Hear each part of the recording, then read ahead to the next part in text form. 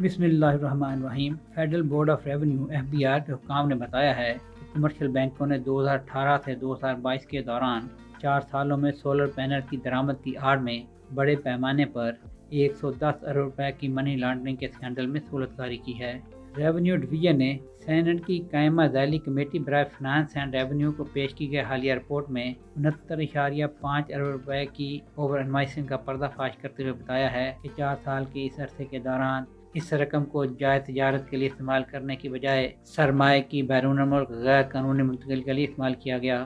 FBR حکام نے report میں انکشاف کیا ہے کہ اوور انوائسنگ اسکینڈل میں 63 امپورٹر کمپنیوں کو شارٹ لسٹ کیا گیا تھا، جن میں متعدد کمپنیاں ایسی ہیں جنہوں نے انتہائی کم ادا شدہ سرمایہ کے ساتھ اربوں کا کاروبار کیا۔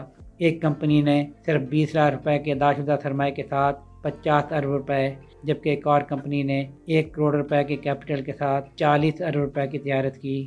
تحقیقاتی رپورٹ میں لین دین کے واقعات کو آسان بنانے اور سہولت کاری میں کمرشل بینکوں کے کردار کا بھی جائزہ لیا گیا۔ اسٹیٹ بینک آف پاکستان نے اس حوالے سے بینکوں پر 20 کروڑ روپے سے زائد جرمانہ عائد کیا، لیکن رپورٹ میں سوال کیا گیا ہے کہ صرف معمولی جرمانے کیوں جاری کیے گئے۔ مرکزی بینک نے ایسے بینکوں کے خلاف سخت تعزیبی کارروائی کیوں نہیں کی۔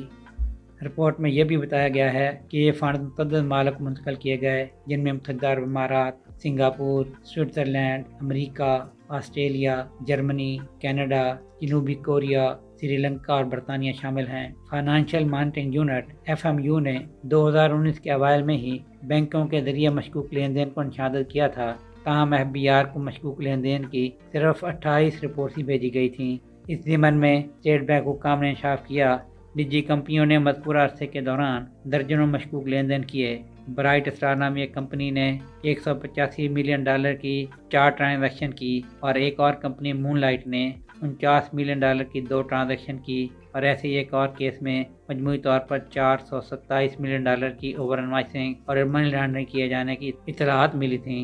اس رپورٹ کی روشنی میں سینٹ کی قائمہ کمیٹی نے سرکاری محکموں کی سست روی پر کڑی تنقید کرتے ہوئے کیس کا تعین کرنے کے لیے اسٹیٹ بینک، FMU اور FBR سے تفصیلی رپورٹ طلب کی ہے، اور ساتھ ہی اس گھوٹالے میں ملوث تمام افراد کو سزا دینے کے لیے تحقیقات جاری رکھنے کے عزم کا اعادہ کیا ہے۔ سہیل شہریار، آئی پاک TV۔